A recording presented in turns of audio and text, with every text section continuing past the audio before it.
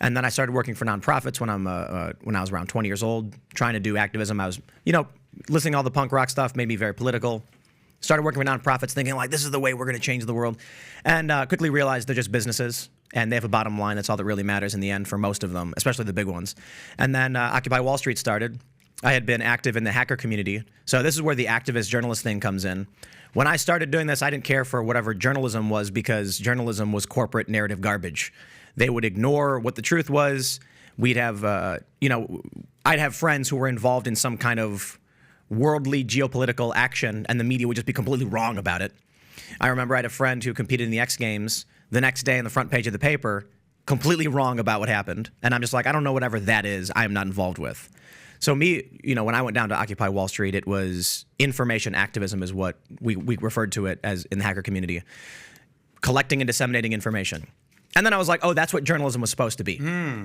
So when you get those cross narratives and then you get a media ecosystem that doesn't care for the nuance, just writes a quick, fires it off, you end up with, like on Wikipedia it says these things and it doesn't really explain the context of how these things end up happening. So, after like 6 months, I have these journalists say, you realize journalism is literally just collecting and disseminating information. And I was like, oh, well, I grew up watching a bunch of people lie on the TV for special interests, so that's what journalism was to me. Yeah. Right, and now it's like, oh, okay, I get that. But with increasing notoriety from being Occupy Wall Street, being on the ground in, namely with Berkeley, the conflict between Antifa and right-wing groups, I started gaining too much attention. I went to Sweden, filmed like a 2-week vlog covering escalation of crime and stuff like that. And then by the time I'm back in the United States, after a couple of years, it's impossible for me to go out and film anything anymore. So this is maybe like 7 or 8 years into my specifically journalistic career. I'm having people run up to me in these moments, and instead of me covering what's happening, people are running up to me and I'm like, I can't do this anymore.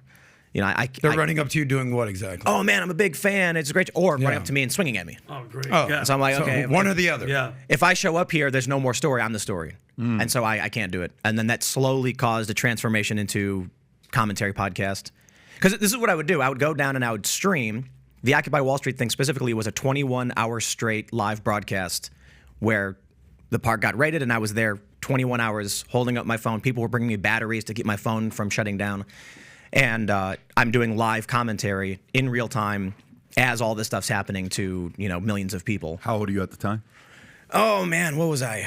25, maybe? Hell yeah. This is 2009-ish? It's 2011, so yeah, it's 25. So if you like this clip and you want to watch another one, click right here. And if you want to watch the entire podcast, click right here.